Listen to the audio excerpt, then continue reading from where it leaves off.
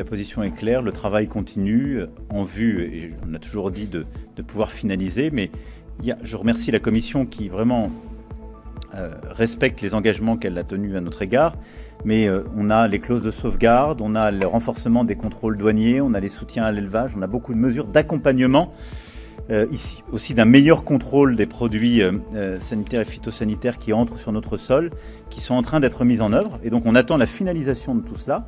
Puis on attend aussi la notification aux pays du Mercosur de ces mesures de sauvegarde et de cet accompagnement indispensable qu'on a demandé pour améliorer l'accord.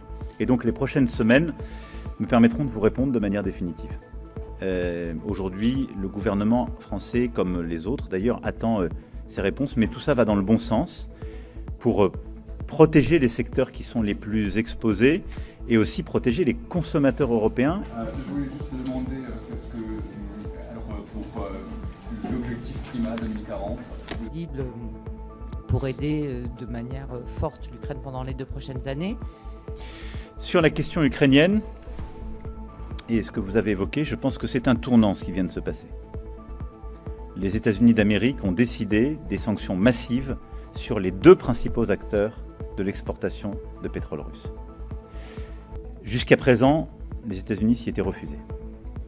Et donc c'est un coût massif qui est porté au financement de l'effort de guerre de la Russie, alors même, nous le savons, que pour la première fois depuis le début de ce conflit, l'économie russe commence à souffrir bien davantage.